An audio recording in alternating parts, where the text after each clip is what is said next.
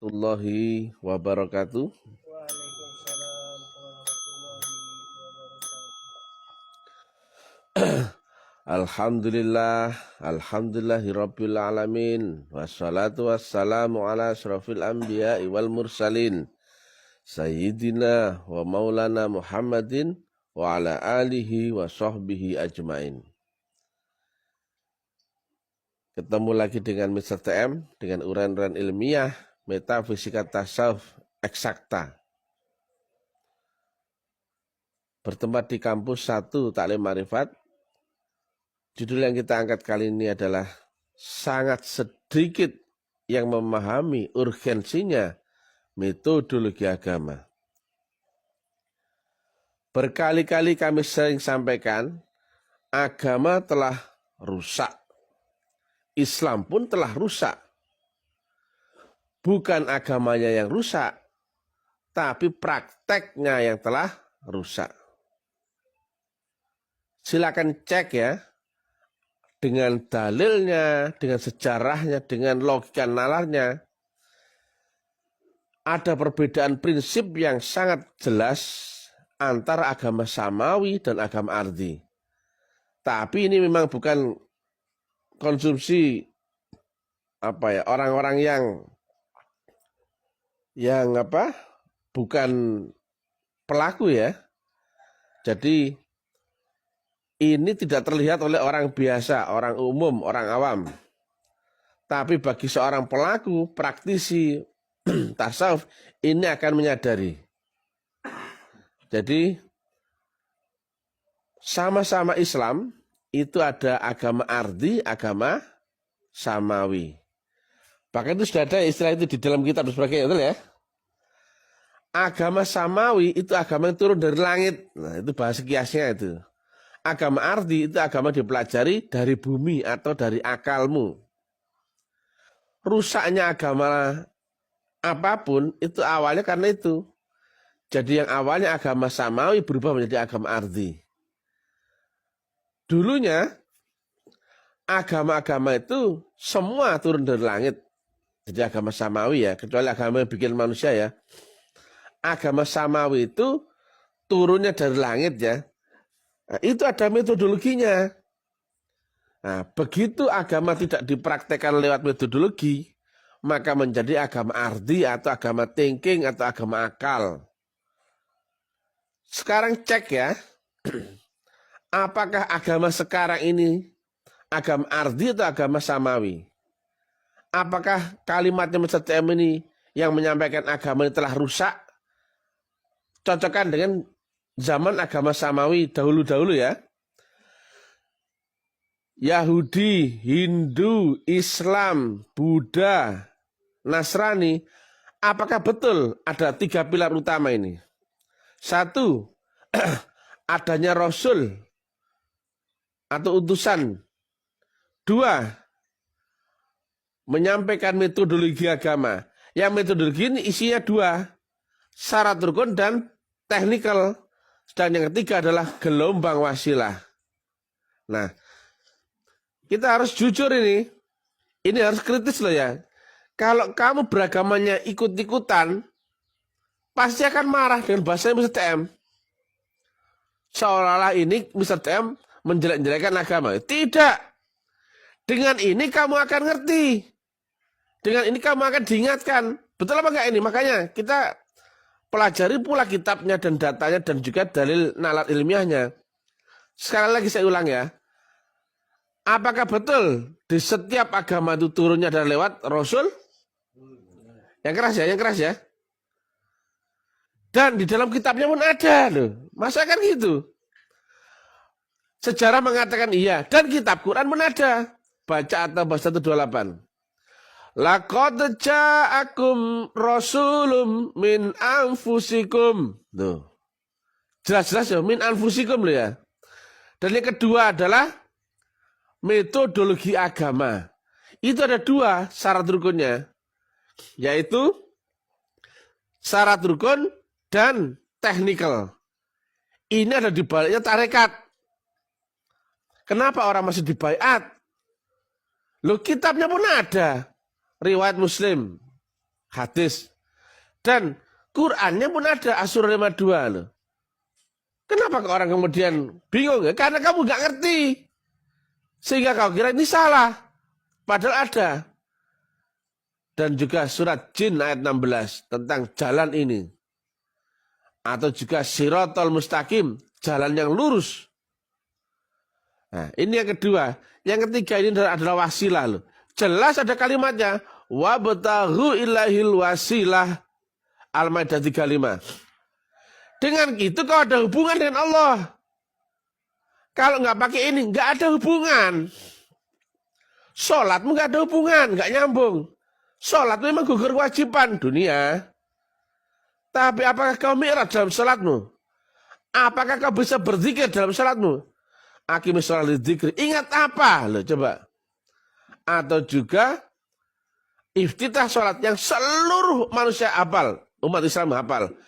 Inni wajjahtu wajhiya lilladzi fataros samawati ard. Lah kamu menghadap kepada wajah Allah, wajhiya itu wajah yang mana? Kalau nggak diterangkan oleh ahlinya, itulah metodologi. Di situ ada kiblatmu, bukan menyembah orang, bukan berkiblat, menghadap. Di situ ada teknik menyamakan frekuensi dan gelombang.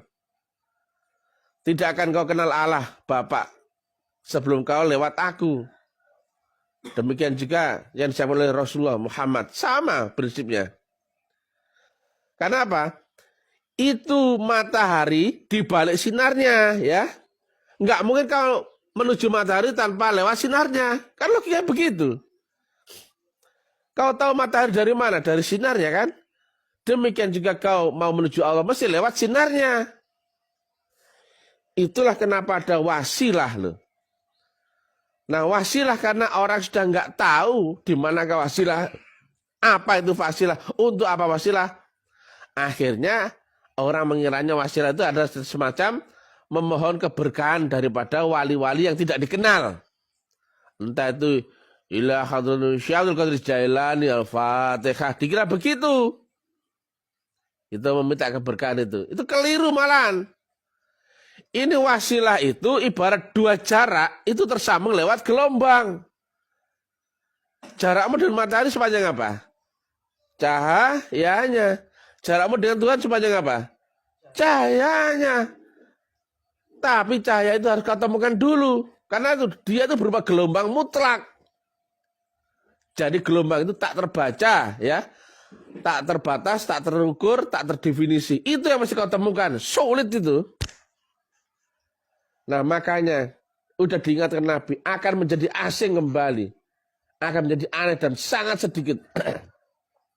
Tapi berbahagialah golongan orang asing di akhir zaman itu. Maksudnya yang memegang ini yang asli. Loh, ini publik loh ya. Coba ya.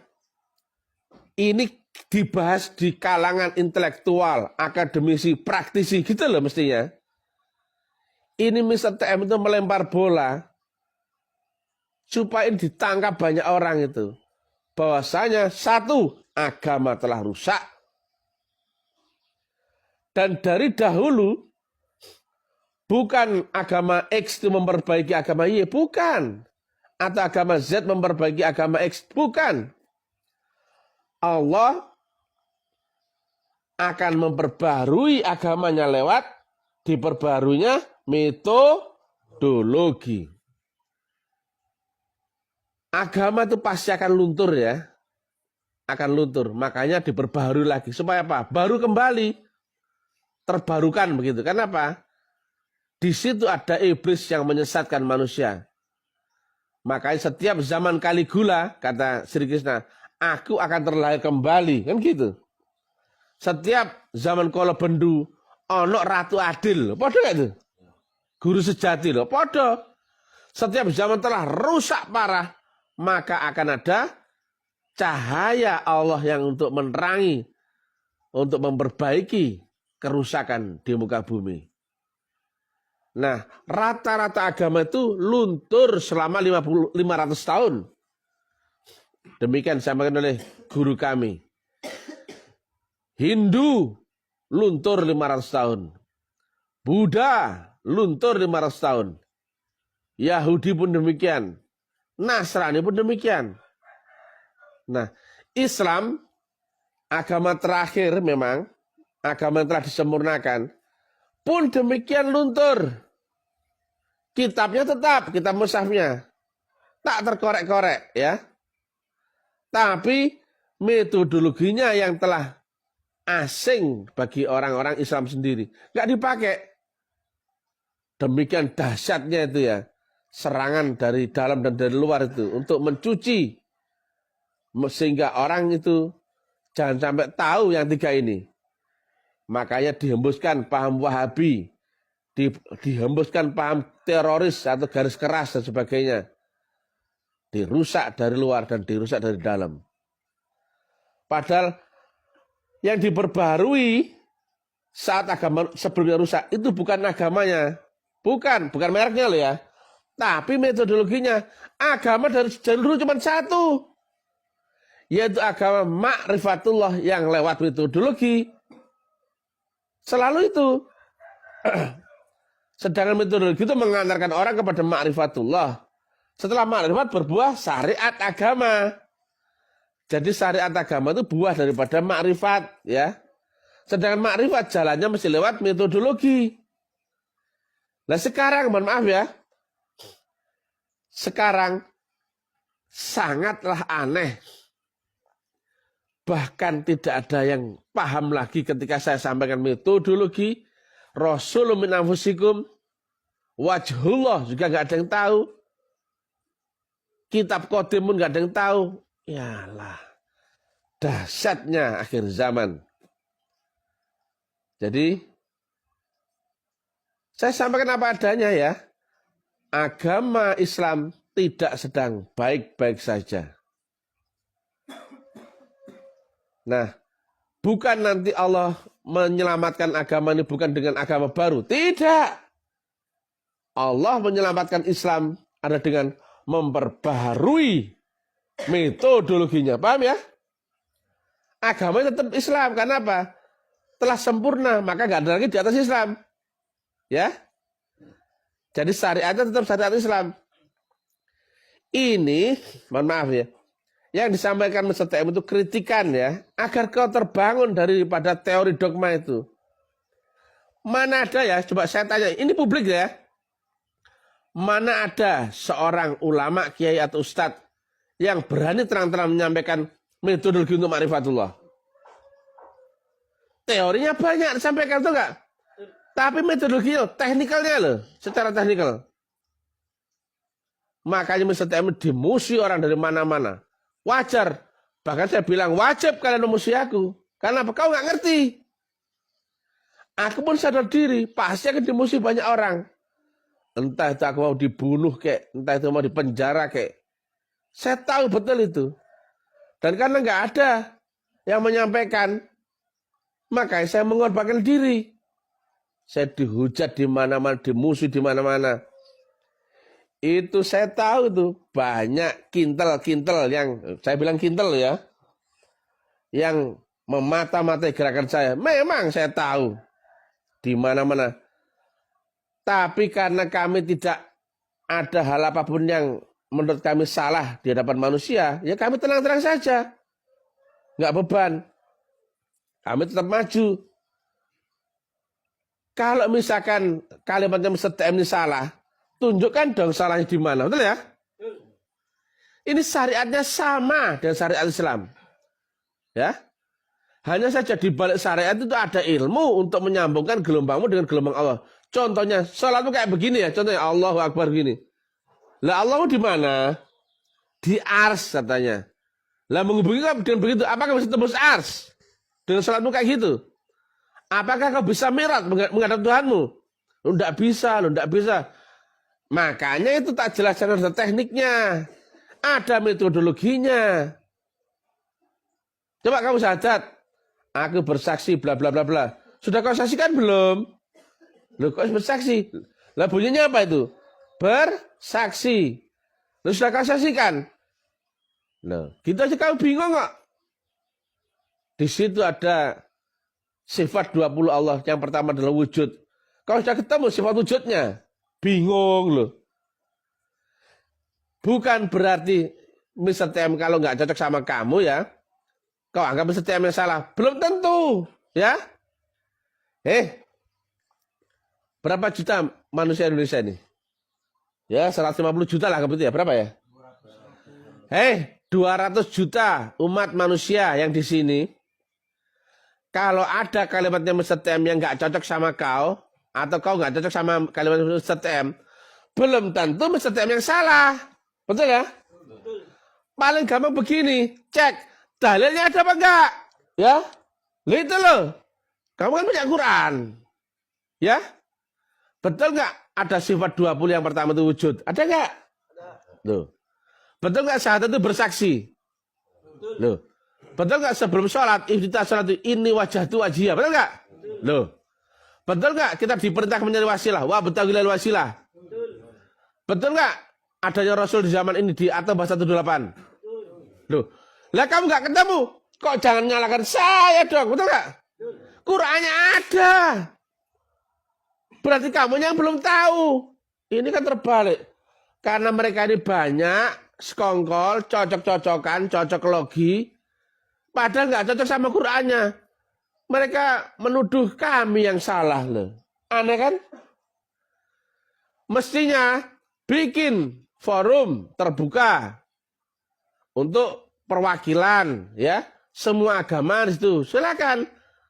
Ahli fikir, ahli ilmu eksakta, kemudian dari golongan-golongan semua agama. Boleh. Kita bedah kitab sama-sama kan gitu. Tapi yang ilmiah, jangan ngotot. Jangan dogmatis, jangan teoritis. Gimana praktekmu bisa sampai ke Allah Ta'ala? Gimana caramu mi'raj? Gimana caramu sholat yang khusyuk? Loh itu kamu gak bisa jawab kok. Lah yang bisa jawab bisa cewek kok marah. Itu. Betul nggak di luar itu mi'raj jaga mujizat Nabi tok, betul nggak? Lo Nabi aja bilang as-sholatul mi'rajul mu'minin lo. Gimana sih Pak? Itu karena kamu nggak tahu, makanya tak kasih tahu. Kamu tuh ibadah, kamu beragama, nggak pakai metodologi itu agama thinking, nggak bisa naik. Akalmu tuh nggak bisa menembus dipakai mi'raj, nggak bisa. Tak kasih tahu ya. Ma'rifat itu bukan teori, bukan cerita. Sama sekali bukan cerita. Nggak percaya, cek sejarah seluruh nabi-nabi dan rasul. Apakah Nabi Muhammad belajar lewat syariat? Tidak. Belajar lewat kitab? Tidak. Kepada Rabi Yahudi atau pendeta Nasrani? Tidak kok. Inilah yang telah asing sekali ya. Makanya Mas TM ini sayang cuma sendirian, nggak ada yang nemani. Teman ini paling para teman-teman ini saja. Yang orang lain itu loh, nggak ada praktisi tokoh besar yang berani memfasilitasi Mr. TM untuk menyampaikan ini secara terbuka di publik dan supaya disampaikan kepada umat manusia. Itu dia. Baru saya bilang ada Rasul di setiap zaman udah kepanasan semua, betul nggak lo? Lo ayatnya ada nggak? Oh, ayatnya ada. Kalau kamu nggak ketemu, belum tentu itu yang salah. Belum tentu kami yang salah dong. Oh, ayatnya ada. Katanya kau berpegang Quran dan hadis, gitu. Loh ini Qurannya ada, hadisnya ada loh. Gak cocok dengan otakmu. Kamu kok mengira salah? Mestinya kalau akal yang nggak cocok sama Quran, akalnya yang nyocokin Quran, betul nggak? Kalau kamu belum ketemu itu, ya carilah kan gitu. Kalau agamamu ya satu ya, belum makrifat, ya belajarlah supaya makrifat ya. Makanya sekarang ini saya bilang banyak orang beragama tapi nggak kenal Allah. Kalau kenal Allah, kenalmu di mana? Oh, Allah itu di Malik Yaumiddin. Caramu bagaimana?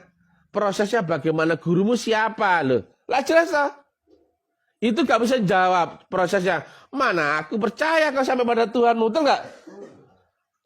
Kalau kamu ya ngakunya sampai Jakarta, tapi tak tanya, kamu ke Jakarta naik apa? Nggak tahu. Prosesnya ke sana naik apa? Bagaimana? Nggak tahu. Ditanya apa aja nggak tahu, tapi ngakunya sampai Jakarta. Bagaimana kira-kira? Ya aku nggak percaya dong, betul nggak?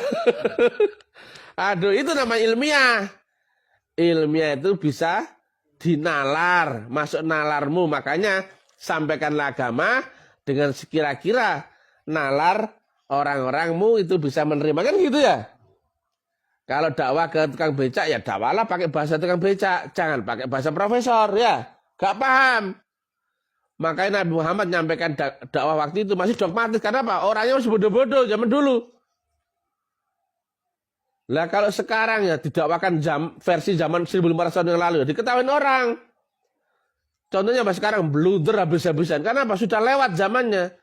Atau misalkan zaman Nabi Muhammad dakwah dengan bahasa kuantum, resultante, apa variabel, nggak ngerti. Zaman dahulu bodoh-bodoh orangnya. Nah inilah agama diterangkan dengan bahasa yang sekarang kan enak. Logis, nalar, mudah dimengerti, kemudian masuk akal. Ada dalil Quran dan hadisnya. Itu kan orang mengira kami nggak pakai dalil Quran dan hadis. Ya, jadi ceklah di Quran itu ada apa enggak, gitu loh. Nah, sedangkan Quran sendiri pun berlapis ya. Ada Quran mushaf, ada Quran yang qadim. Nabi aja bilang, Qurannya bilang, kamu nggak ngerti kok kemudian nyalahkan.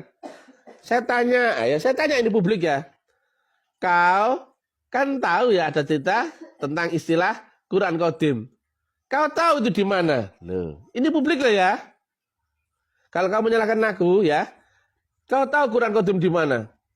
Bagaimana kau dapatkan Quran qadim loh? Kau tahu itu Nur Muhammad. Kau ketemu itu di mana? Yo. Gak ngerti toh. Oh, mereka cuma istilah yang dihafalkan. Istilah doa. Lihat ya. Gak jauh-jauh ya, paling gampang saja. Dengerin isi Gus Dur ya. Ojo mau ngaji syariat bloko ya. Jangan cuma ngaji syariat saja ya. Tingkatkan tarekat, hakikat, dan makrifatnya. Betul nggak? Kafirmu sendiri kamu nggak ngerti. Tapi seneng ngafirkan orang lain loh. Kamu kalau masih sebatas syariat, itu masih kafir rohanimu. Tapi kamu nggak ngerti. Karena apa? Jasmanimu kau rasa beriman. Makanya ngafirkan orang aja ya. Tapi kan nggak tahu bedanya. Itu syiarnya Gus Dur ya. NU, Nahdlatul Ulama loh. Saya ngomong NU ini. Kemudian ada istilah Al-Quran Qadim Wahyu minul ya. Tidak tertulis, tidak berlafal huruf, tapi bisa dibaca. Kamu tahu itu enggak? Di mana kau dapatkan itu loh? Ini NU loh ya. Loh aku ngomong cara NU kamu musuhi. Aku ini harus bagaimana? Aku kudu piye? Hah? Kemudian disebutkan zikir lan suluk jangan tilali. Kamu tahu suluk? Gak ngerti. Hei NU. Iku sesepuhmu ngomong zikir suluk. Kau gak ngerti ku piye? Itulah yang saya sebut kau itu tahu teorinya tapi gak ngerti metodologinya. Suluk itu adalah amalan praktek daripada Torekoh Naksabandi. Ngono lho. Kudu rangkulan rinolan wengi berkekalan akan guru sejatimu sama seperti ini wajah tu wajhiyah loh. Podo gak itu? Kamu hafal di masjid-masjid di Jawa Timur semua menjelang sholat waktu sholat disetel digeber. Orang pun hafal. Kamu seneng syiarnya Gus Dur? Seneng. Kamu ngerti? Enggak. Lu ngene sing protes nak aku piye? Kamu seneng, kamu hafal, kamu tahu, tapi ditanya, kamu sudah pernah suluk? Apa iku suluk? Iya, aku cuman dengar di apa? Di masjid-masjid, di mushola itu nyetel tiap menjelang sholat. Betul nggak? Nah, kayak ginilah. Atine ayam rumangsa aman. Nek berkekalan dengan guru sejati, sudah ketemu jalannya, tenang uripmu. gak gerusak gerusuk ngono. Lho iku NU ya, Nahdlatul Ulama ya. Disampaikan oleh kiai dari Krian atau juga yang ditahu orang kan itu syairnya Gus Dur. Itu padahal kiai Krian itu. Itu cocok, orang ini cocok ya, makanya disetel di semua masjid dan musala, betul nggak? Di sini itu nggak? Setiap mau sholat mesti ada itu. Namanya syair tanpa waton. Cek di Google, ya kan nggak percaya. Di situ apa ya intinya? Jangan hanya ngaji syariat tok. Kamu nggak akan ngerti makanya gitu. Kamu ahli syariat kok menilai ahli makrifat, kira-kira piye? Meteranmu segini, mau ngukur lautan pirang meter, kira-kira piye? Heh? Lah aku kudu piye iki? Aku bingung iki. Kemudian aku kau salah-salahkan karena enggak cocok. Cek dulu ilmumu ada enggak untuk ngukur ini loh. Ahli matematika ya diukur sama ahli matematika. Ilmu matematika diukur sama ahli matematika. Betul ya? Ya perkara makrifat diukur sama ahli syariat. Kudu piye aku iki? Aku salah tempat iki jelas iki. Mestinya aku gak nentunya iki, betul enggak? Ini bab tentang makrifat ya. Cuma diterangkan bukan teorinya tapi metodologinya. Ini di publik loh. Sudah beruntung ini orang diterangkan terbuka ini. Tapi rupanya banyak orang marah-marah. Nah mereka taunya syariat tuh. Padahal ada tingkatan ilmu syariat, tarekat, hakikat, makrifat. Kamu tahu tarekat itu apa? Gak ngerti, bahkan dianggapnya bid'ah loh. Piye iki? Orang Wahabi menganggap tarekat itu bid'ah. Kenapa? Nggak ada di zaman Rasulullah Muhammad. Nggak ada itu. Itu bid'ah itu. Itu menyesatkan itu. Ya, asing ya. Padahal ono loh ya. Tapi nggak ketemu. Akhir disalah loh. Lihat aneh ya. Qur'ane ono ya. Ada. Tolong. Saya dipanggil ya. Dipanggil ya. Tapi dikumpulkan rapat ya.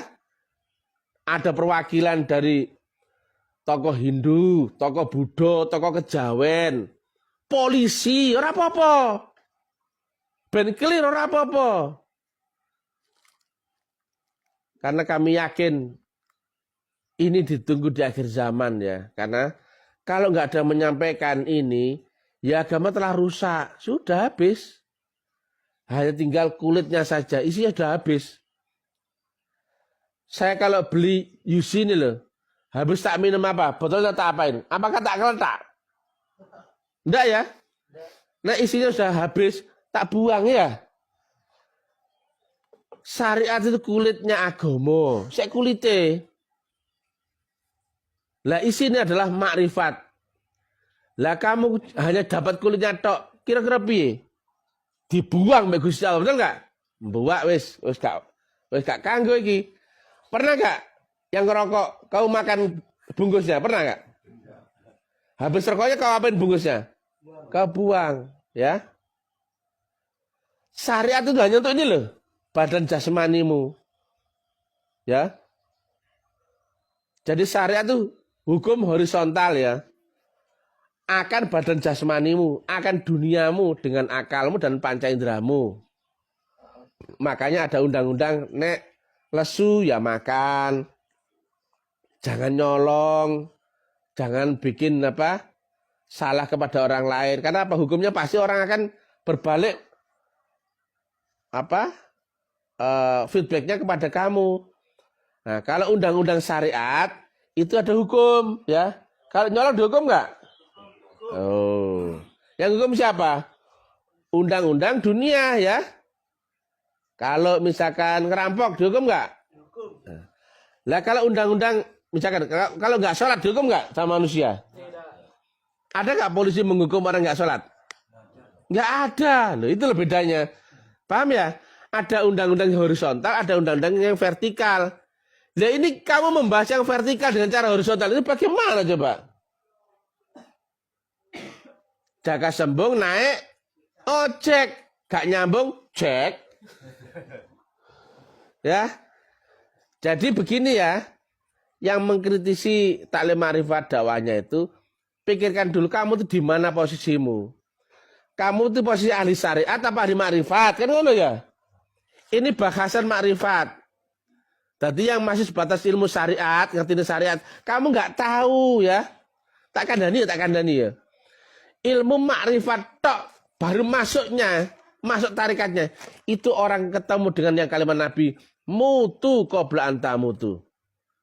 Nah istilah Jawa, mati saat jroning urip ya. Atau mati diri hakikat.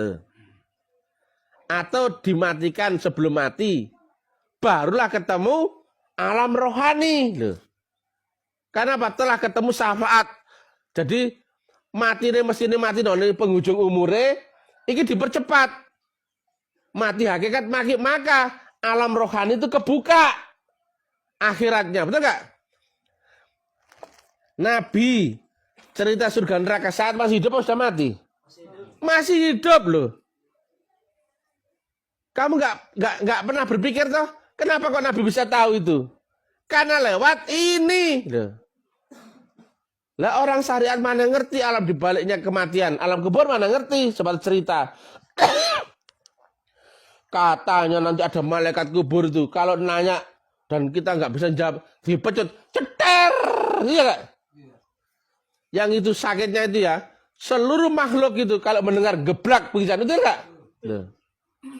Kemudian di kubur itu yang menjadi pelita adalah kata orang itu hafalan Qurannya ya, bukan hafalannya tapi nur Quran itu loh. Mana tahu mereka? Kemudian ada pertanyaan, man robuka, man nabiuka. Wah salah, gak ngerti. Oh Nabi aja memakai 4 ilmu itu ya. Syariat, tarekat, hakikat, makrifat. Loh kamu kok syariat tak lho, mesti piye? Ojo nyalano wong sing enggak padha mek kamu. Kamu ini belum tahu ya. Makanya tak sampaikan. Ini tuh metodologi. Ini adaptasi. Ya ini sampai mengenal loh. Jelas toh? Ini teori. Syariat itu teori, hukum, kaidah, undang-undang, norma. Ini metodologi. Ini adaptasi. Hakikat itu. Tarekat itu metodologi. Hakikat itu adaptasi dengan gelombang itu. Nabi aja hakikatnya 13 tahun kok loh.